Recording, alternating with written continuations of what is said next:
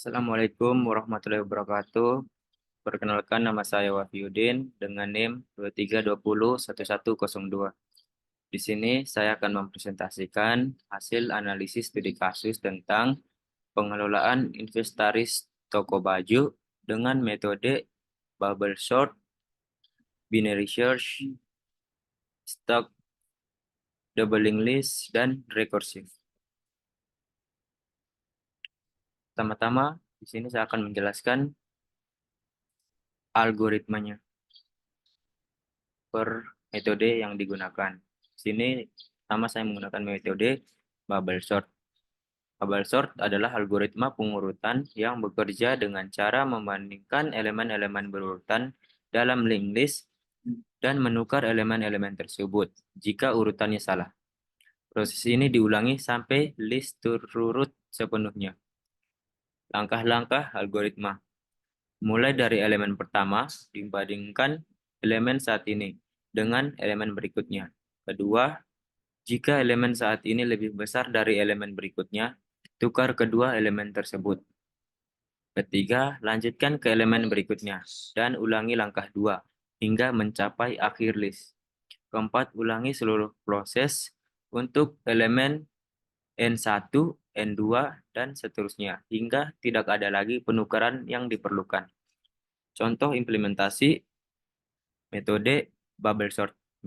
Misalkan kita punya list 4, 2, 7, 1. Untuk iterasi pertama, bandingkan angka 4 dan 2. Tukar 2 dan 4, 7 dan 1.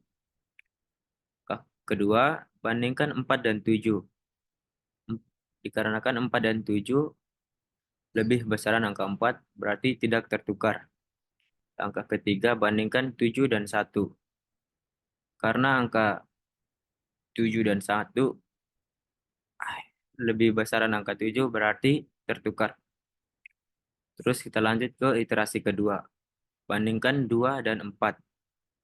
2 dan 4 karena angka 2 lebih kecil dari angka 4 berarti tidak tertukar.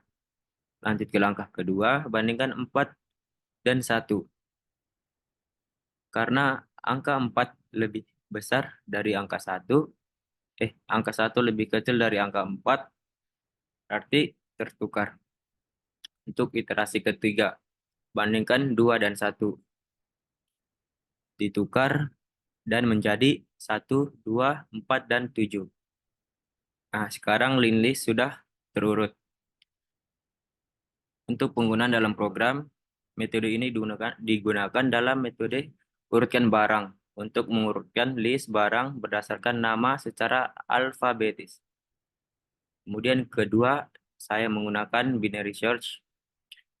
Binary search adalah algoritma pencarian yang efisien untuk menemukan elemen dalam list yang sudah terurut. Algoritma ini bekerja dengan cara membagi list menjadi dua bagian dan secara iteratif atau rekursif, mengurangi ruang pencarian menjadi setengah. Untuk langkah-langkah algoritmanya, pertama, tentukan elemen tengah dari list. Jika elemen tengah adalah elemen yang dicari, pencarian selesai. Jika elemen yang dicari lebih kecil dari elemen tengah, lanjutkan pencarian di bagian kiri list. Jika elemen yang dicari lebih besar dari elemen tengah, lanjutkan pencarian di bagian kanan list. Ulangi langkah 1-4 hingga elemen ditemukan atau ruang pencarian kosong. Contoh, misalkan kita punya list terurut 1, 2, 4, dan ingin mencari angka 4. Untuk iterasi pertama, bagian kiri sama dengan 0, dan bagian kanan sama dengan 3. Sedangkan bagian tengah sama dengan 1. Untuk elemen tengah adalah 2. 4 lebih besar dari 2. Jadi, lanjutkan pencarian di bagian kanan list. Untuk iterasi kedua, kiri sama dengan 2, right sama dengan 3, dan tengah sama dengan 2. Elemen tengah adalah 4. Elemen ditemukan dan pencarian selesai. Penggunaan dalam program digunakan dalam metode cari barang untuk mencari barang berdasarkan nama setelah barang diurutkan. Kemudian metode stok. Stok adalah struktur data yang mengikuti prinsip LIFO atau last in, first out. Operasi utama pada stok adalah push, menambahkan elemen ke dalam stok, dan pop untuk menghapus elemen dari atas stok. Untuk langkah-langkah algoritmanya, yang pertama push, tambahkan elemen ke atas stok. Terus lanjut kedua yaitu pop, hapus elemen dari atas stok. Untuk contohnya, misalkan kita punya stok kosong. Kita menggunakan push pertama, push 1 dengan stok 1. Terus push 2, stok 1,2. Terus kita menggunakan pop stok 1. Elemen yang diambil adalah 2, karena elemen 2 adalah elemen yang terakhir masuk. Penggunaan dalam program Python digunakan dalam metode Yundo untuk menyimpan dan mengembalikan keadaan stok sebelumnya. Yang keempat adalah metode double linked list. Double linked list adalah struktur data yang terdiri dari simpul node yang saling terhubung dalam dua arah, yaitu maju atau next dan mundur atau pref. Ini memungkinkan traversal dua arah dan operasi insert atau delete yang efisien. Untuk langkah-langkah algoritmanya, yang pertama penambahan node. Buat node baru, hubungkan node baru dengan node terakhir. Perbarui pointer next dan node terakhir, dan pointer proof dan node baru. Yang kedua, penghapusan node. Perbarui pointer next dan node sebelumnya dan pointer proof dari node berikutnya untuk melewatkan node yang dihapus. Untuk contohnya, misalkan kita punya double linked list dengan node 1 dan kita ingin menambahkan 2 dan 3. Untuk langkah pertama, tambahkan node 2 dengan catatan list 1/2. Langkah kedua, tambahkan node 3 list 1, 2, 3.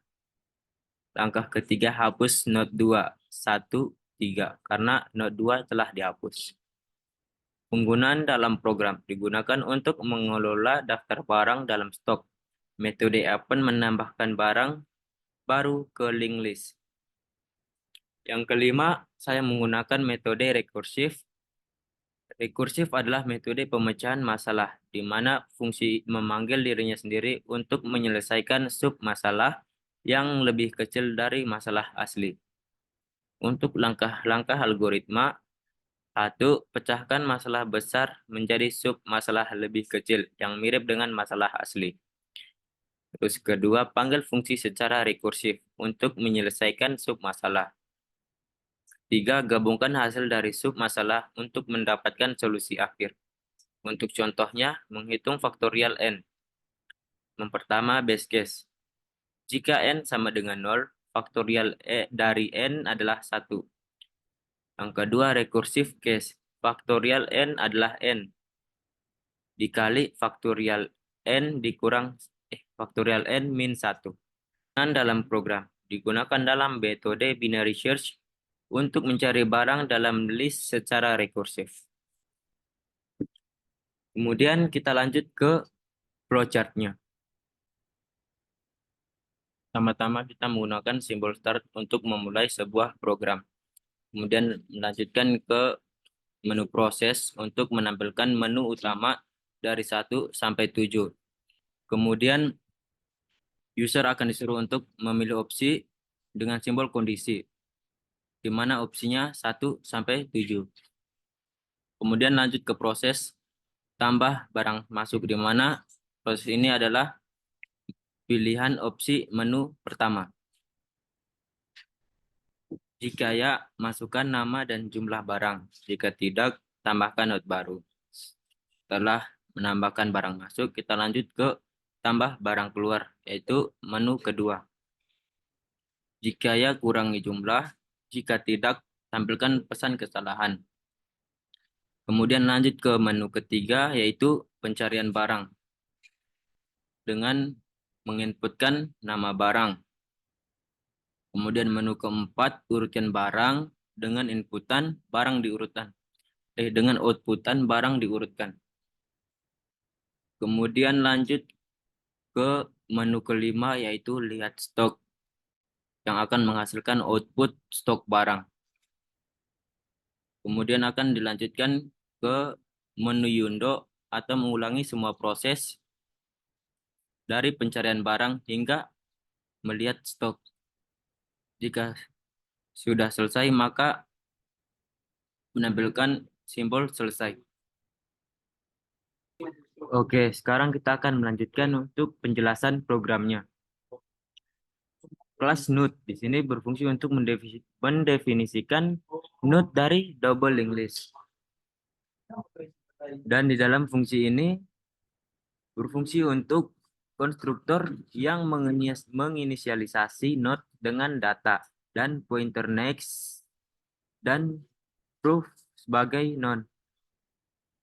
Kemudian di sini ada kelas double linked list. Berfungsi untuk mendefinisikan metode double linked list. Dalam fungsi ini, fungsi definite self berfungsi untuk konstruktor yang menginisialisasi head sebagai non. Kemudian fungsi append yaitu untuk menambahkan node baru ke akhir list. Dan di sini ada fungsi find untuk mencarikan node berdasarkan nama barang.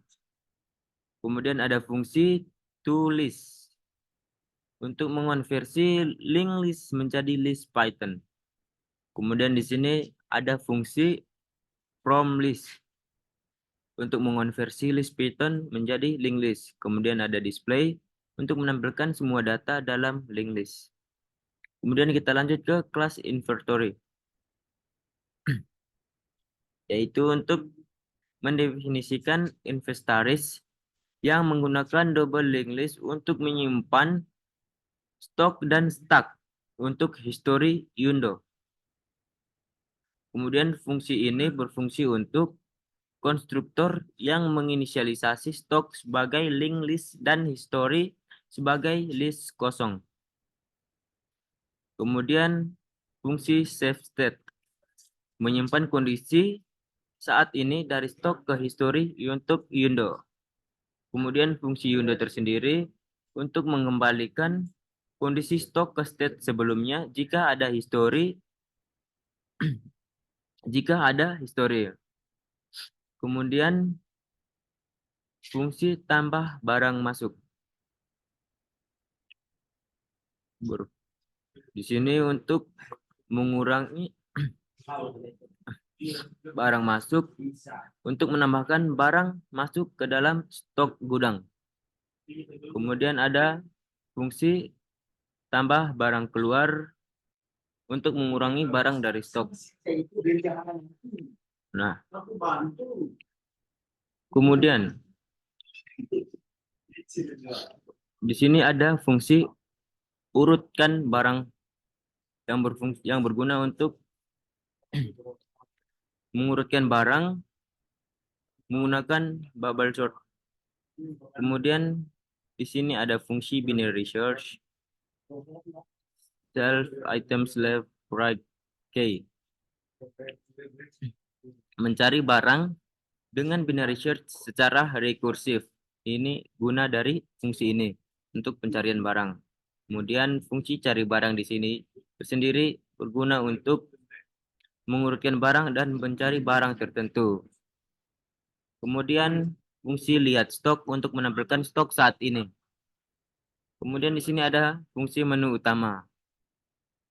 Fungsi menu utama untuk mendefinisikan fungsi untuk menampilkan menu utama dan menerima input pengguna. Kemudian di sini ada menggunakan perulangan while true untuk loop terus menampilkan menu sampai pengguna memilih untuk keluar atau perulangan yang tak terhingga. .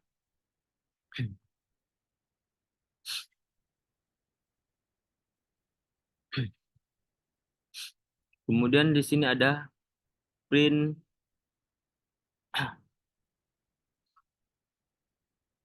menu utama walkthrough. Di sini ada print yang dimana akan mengeluarkan semua output-output dari inputan yang akan kita masukkan.